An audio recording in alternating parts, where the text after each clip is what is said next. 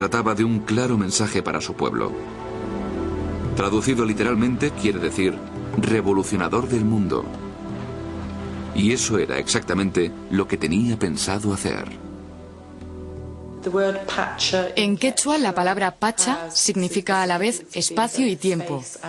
Es una época o una era, pero también un lugar, un espacio. Y el término kuti significa revolución, reestructuración del orden establecido, una especie de renovación, librarse de lo antiguo y emprender algo nuevo, pero con un cierto sentido de continuidad con el pasado.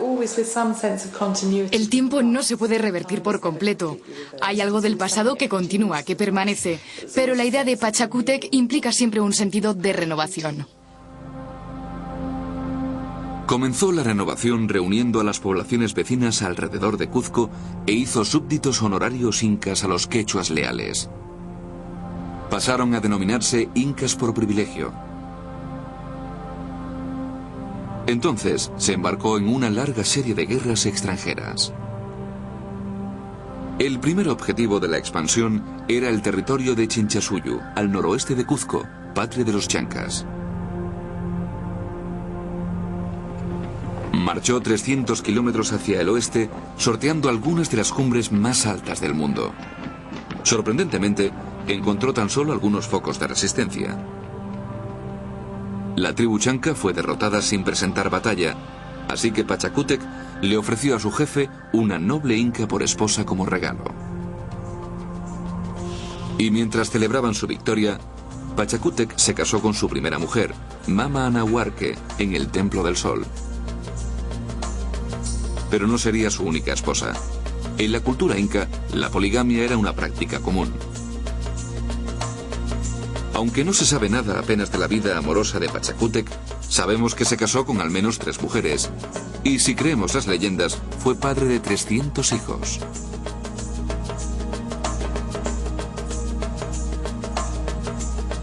La campaña de Pachacútec en los territorios del norte continuó el proceso de anexión y nueva denominación de las tierras conquistadas. Para mantener el control, utilizó la estrategia de destinar a sus nobles a los territorios conquistados. Esto dejaba sin poder a la población local, previniendo futuras rebeliones, y fomentaba la lealtad entre sus hombres.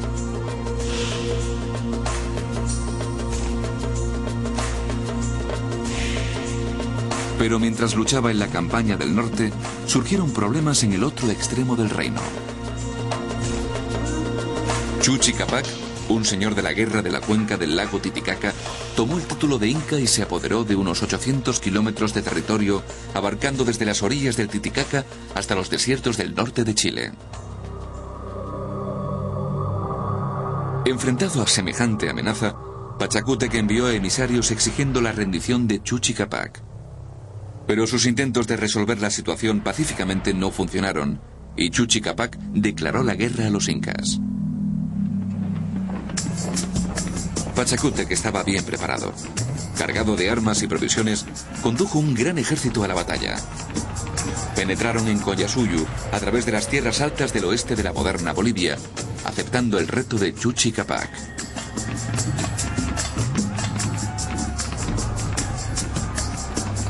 Por el camino, Pachacútec apaciguó a los grupos rebeldes y reforzó su ejército con hombres capturados durante la marcha. A orillas del lago Titicaca, los incas masacraron a la nación Colla, capturaron a Chuchi Capac y se hicieron con un valioso botín. Pachacútec celebró su victoria a su regreso a Cuzco. Chuchi Capac fue decapitado en la gran plaza Huacaipata, en lo que ahora es la plaza de armas. Pero no todo fueron guerras. Durante su triunfal reinado, Pachacútec siguió desarrollando su imperio y construyó magníficos monumentos.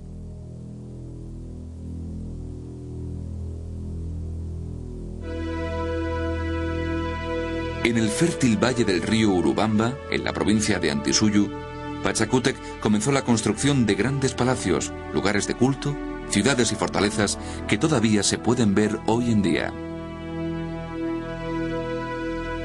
El valle había estado ocupado por varias culturas preincaicas, pero cayeron bajo dominio inca después de que Pachacútec sometiera a una de las tribus locales.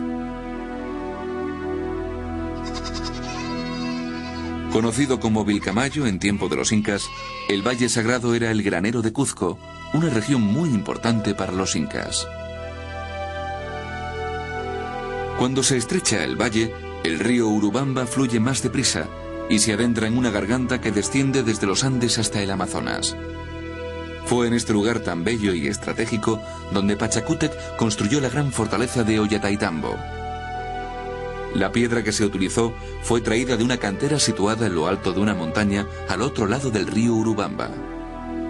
Fue una gesta increíble que implicó el trabajo de miles de hombres.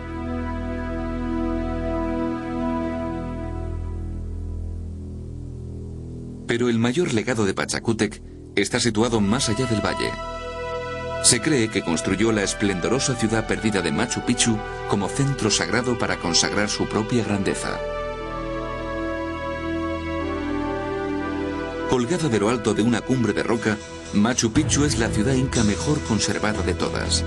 Hay muchas leyendas y también teorías sobre la situación de esta gran ciudadela, pero la mayoría de los arqueólogos coinciden que los factores principales para que Pachacútec decidiera su lugar de construcción fueron de orden sagrado, geográfico y astronómico.